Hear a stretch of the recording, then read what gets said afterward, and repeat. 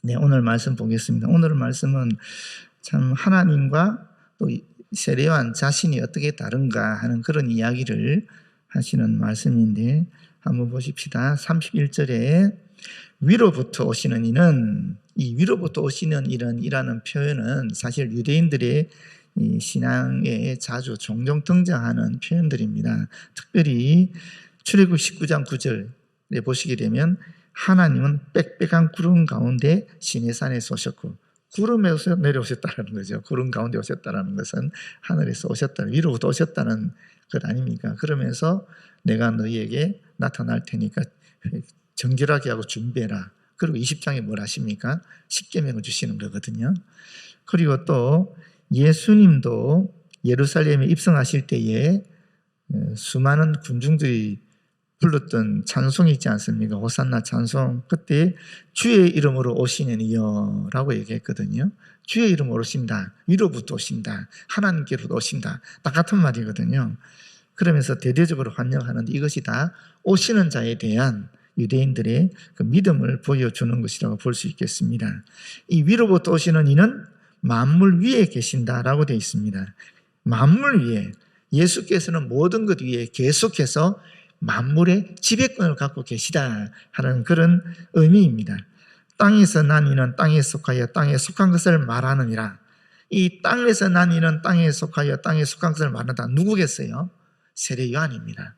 자기 자신은 땅에서 났고 땅에 속하였기 때문에 땅에 속한 것을 말할 뿐이라는 것입니다. 그러나 하나님은 아니죠. 예수 그리스도는 하나님께로부터 오신 분이고 하늘 위에, 만물 위에 계시는 분으로서 만물을 통치하시는 분이시다는 그런 말을 하는 것입니다.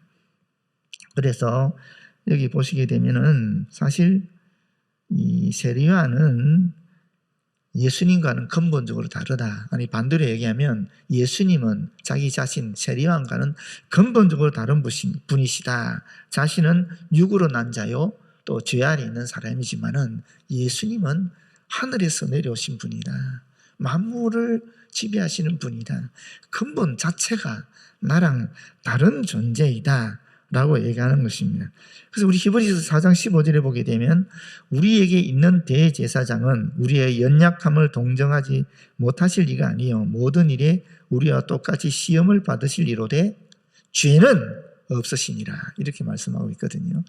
요한이 이 얘기하는 겁니다. 나는 땅에 속해서 죄를 지은 존재이지만 예수 그리스도는 하늘에서 내려오신 분으로서 죄를 짓지 않는 만물 위에 계시는 분이시다. 이런 이야기를 하는 겁니다. 그러면서 32절에 보게 되면은 그가 친히 보고 들은 것을 증언하되, 그는 예수 그리스도겠죠. 예수 그리스도께서 직접 경험한 것을 얘기하는데 시각을 통해서 아는 것, 또 청각을 통해서 아는 것을 증언했다라는 것입니다. 무슨 얘기냐면은 지금 요한이 이 시각과 청각이라는 두 가지 수단을 통해서 예수께서 직접 하늘에서 경험한 것을 지금 땅에서 말씀하고 있다라는 이야기를 하는 것입니다. 그래서 예수께서 가르치는 말씀들은 모두가 확실하고 믿을 만한 하나님의 말씀이다 하는 것을 거듭해서 주장하는 것입니다. 무슨 얘기입니까? 예수께서는 하나님이 아시는 모든 것을 다 아시는 분이시다 하는 겁니다. 하나님의 작전과 계획을 보고 들을 수 있는 분은 아들과 성령 밖에는 아무도 없는 것이죠. 그런데 예수님은 창세 전에 아버지 하나님과 함께 영광 중에 계시던 하나님이기 때문에 모든 것을 확실하게 알고 계신다라는 것입니다.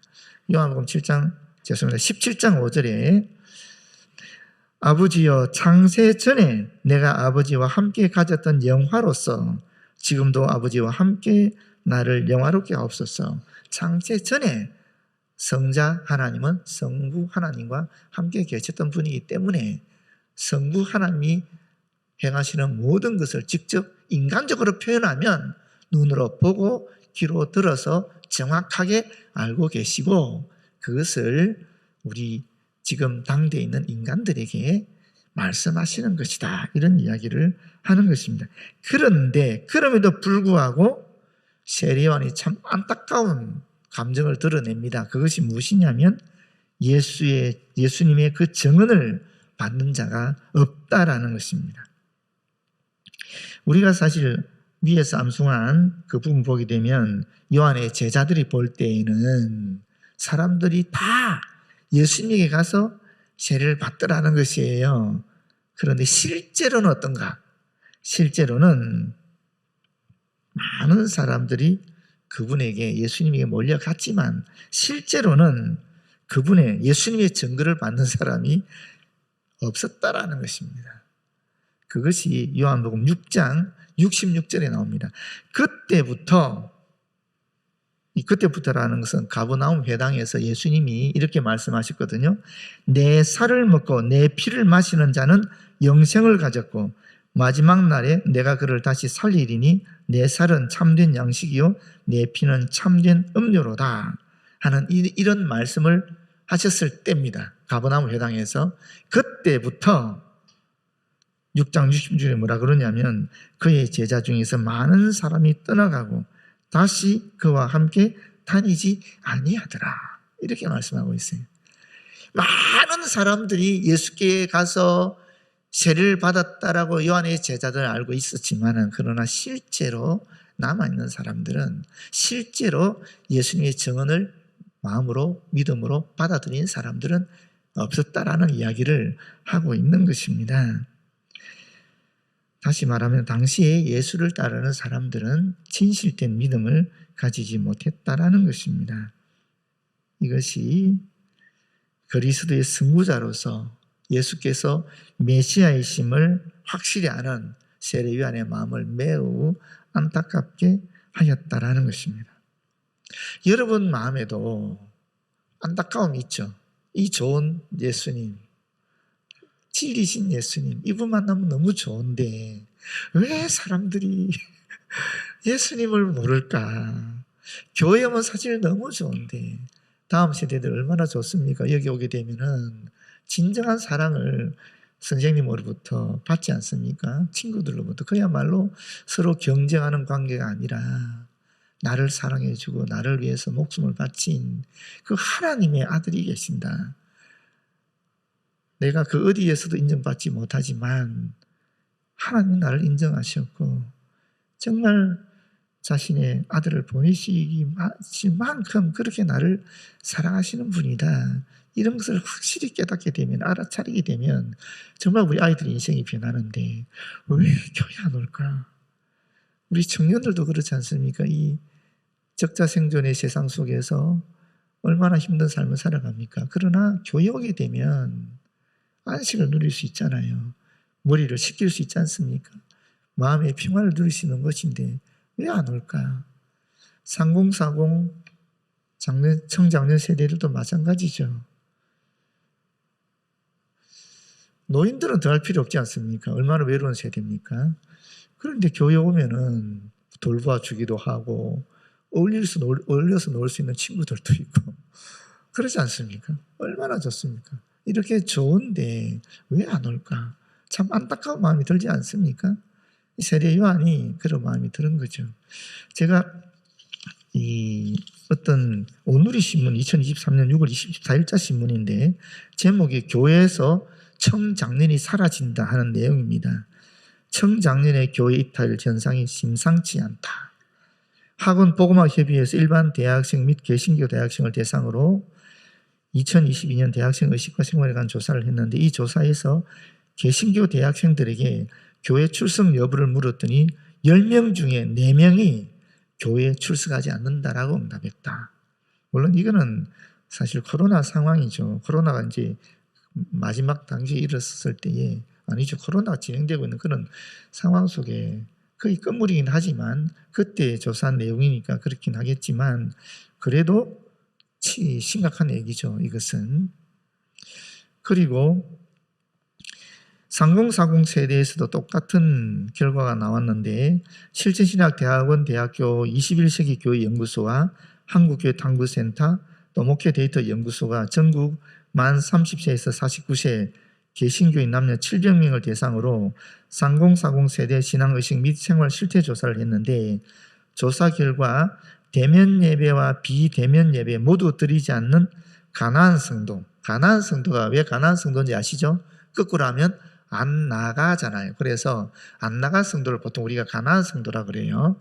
그 가나안 성도가 33%나 되었다. 더욱 충격적인 결과도 있는데 교회 출석자를 대상으로 10년 뒤 교회 출석을 할 것인가 라고 물었더니 응답자 44%가 교회를 이탈할 의향이 있다라고 이야기했다는 것입니다. 그러니까 더 이상 청장년들에 있어서는 3040 세대에 있어서는 교회가 가고 싶지 않은 곳이 되어가고 있다는 것입니다.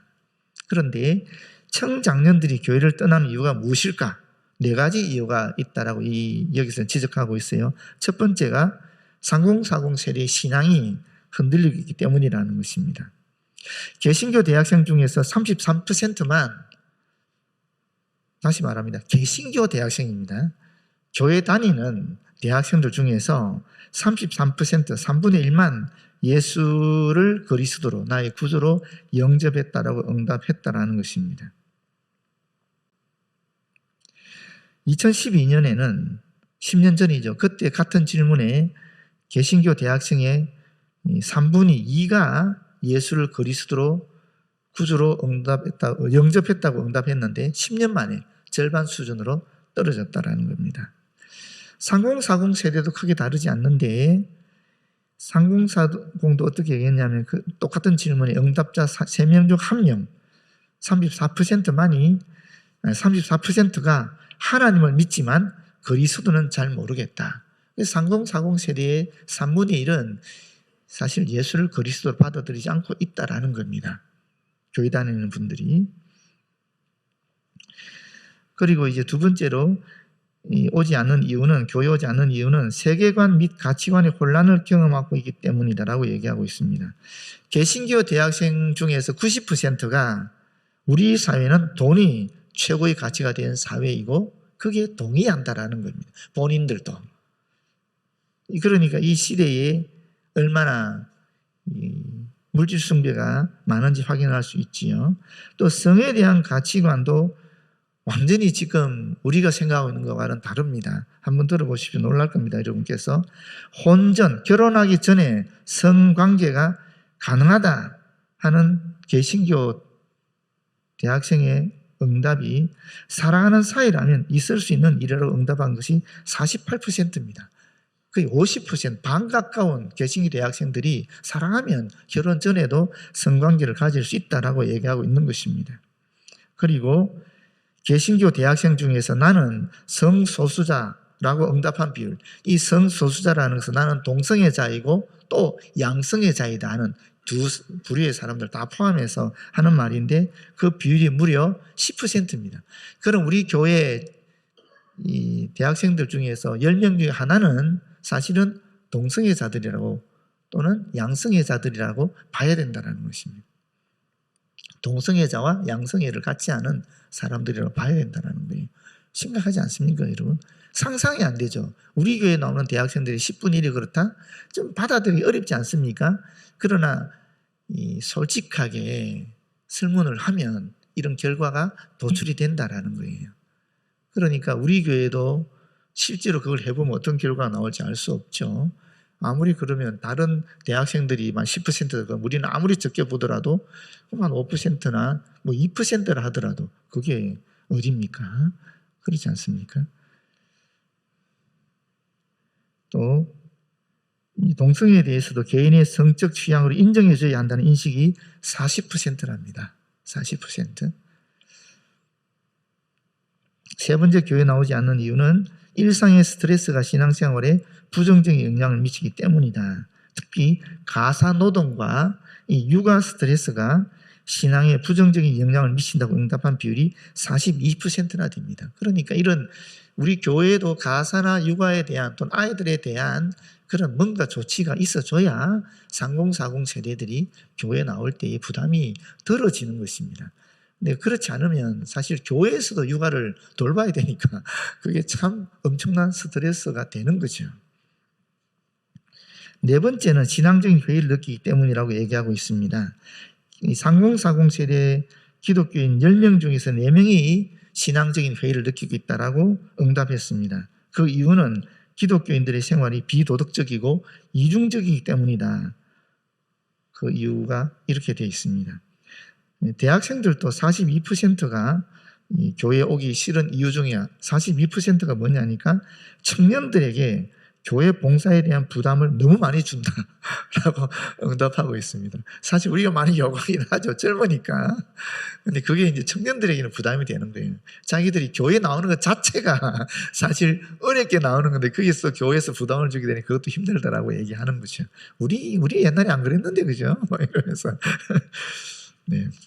그리고 또 그 다음에 목회자와 교회 성도들의 삶이 신앙적이지 않다 하는 것이 이 청년 대학생들이 느끼는 교회에 나오지 않은 이유 중에 하나라고 이야기합니다. 하여튼 참 이런 안타까움이 우리 안에 있습니다.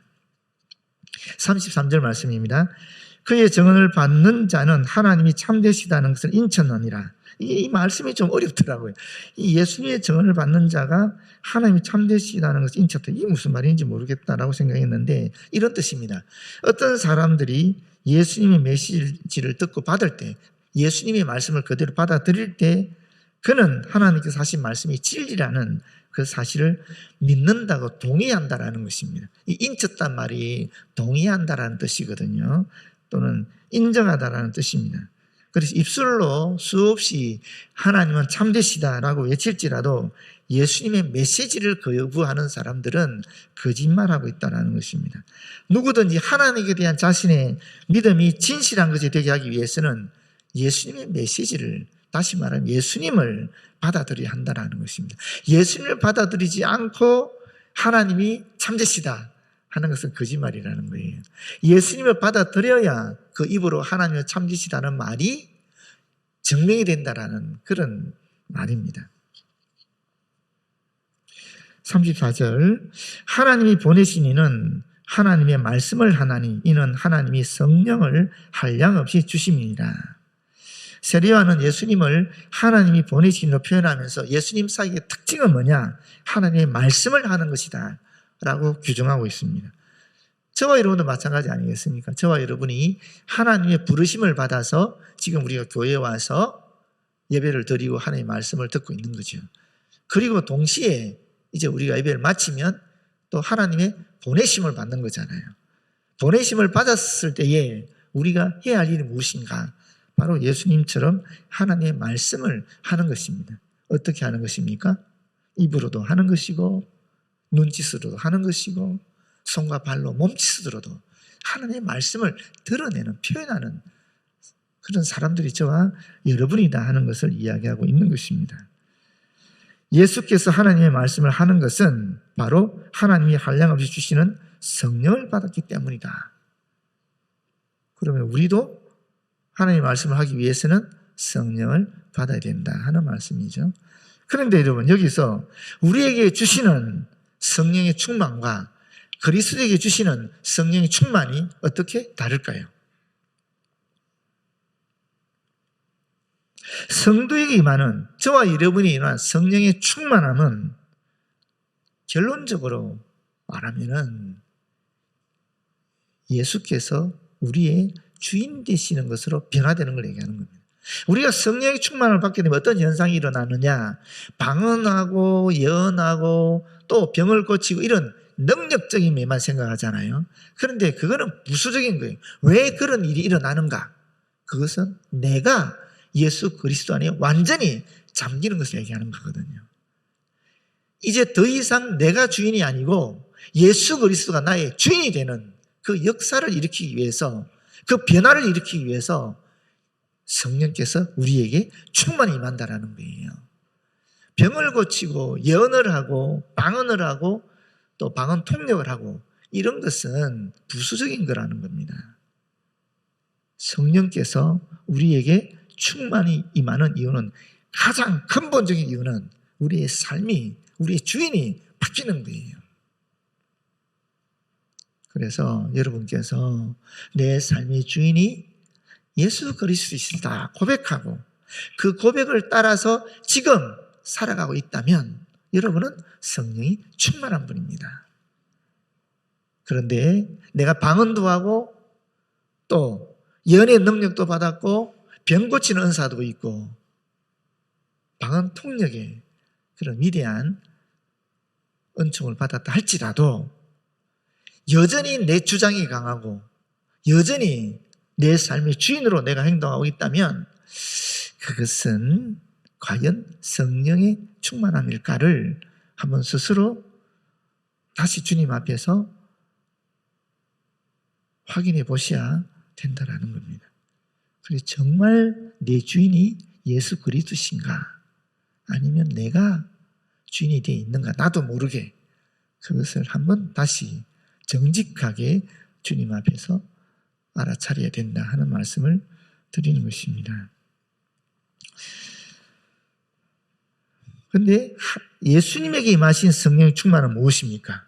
그분은 성령으로 세례를 주시는 분이시기 때문에 세례를 주시기 위해서 성령으로 충만한 분이다 라는 것이고 성령의 충만함은 그분이야말로 예수 그리스도는 단순히 인간이 아니라 하나님 그분이시다 하는 것을 나타내기 위함이다 하는 것입니다. 35절 아버지께서 아들을 사랑하사 만물을 다 그의 손에 주셨으니 하나님은 하늘과 땅에 있는 모든 권세는 물론이고 마태복음 28장 18절에 나오지 않습니까? 심지어 심판하는 권세까지도 아들에게 위임하셨다라고 되어 있습니다. 요한복음 5장 22절에 아버지께서는 아무도 심판하지 아니하시고 심판을 다 아들에게 맡기셨다라는 얘기입니다. 세례요한이 이 증거는 예수의 신성에 관한 예수님이 하나님이냐 아니냐 이런 논란에 대해서 미리 쐐기를 받는 것이라고 볼 수 있습니다. 하늘과 땅의 모든 하나님이 가진 권세를 예수 그리스도에게 위임하셨고 동시에 이 세상을 이 우주를 심판할 수 있는 그런 권세까지도 성부 하나님 이미 예수 그리스도에게 위임했기 때문에 예수님이 하나님이 아니냐 이런 논란 자체를 미리 막아버렸다라고 볼 수 있는 것입니다. 아들을 믿는 자에게는 영생이 있고 아들에게 순종하지 아니하는 자는 영생을 보지 못하고 도리어 하나님의 진노가 그 위에 머물러 있느니라. 여기 여러분 재밌는 거 있지 않습니까? 믿는 자에게는 영생이 있는데 순종하지 않는 자는 영생이 없다라는 거거든요. 그러면 이 믿음이 뭐라는 겁니까? 순종이라는 거예요. 그렇지 않습니까? 이 믿음과 순종은 사실은 같은 말이라는 것입니다. 우리가 진짜 예수를 믿는다라는 것은 무엇입니까? 예수님 말씀에 순종하는 것을 얘기하는 것입니다. 내가 예수님을 믿는다 하면서 예수님 말씀에 순종하지 아니하면 내 믿음이 어디 있는지 우리가 확인해 보아야 된다라는 것입니다. 그래서 믿는 자는 영생을, 믿지 아니한 자는 진노인 영원한 벌을 받는다라는 것을 단적으로 이야기하고 있습니다. 오늘 본문에서는 세례 요한이 예수님에 대해서 증거하고 있습니다. 예수님은 위로부터 오시는 이고 만물 위에 계시는 만물의 지배자이시다. 또 예수님은 하나님으로부터 직접 보고 들은 것을 증언하시는 이시다. 예수님은 하나님이 보내시니 하나님의 말씀을 하시는 이 성령으로 충만한 이시다.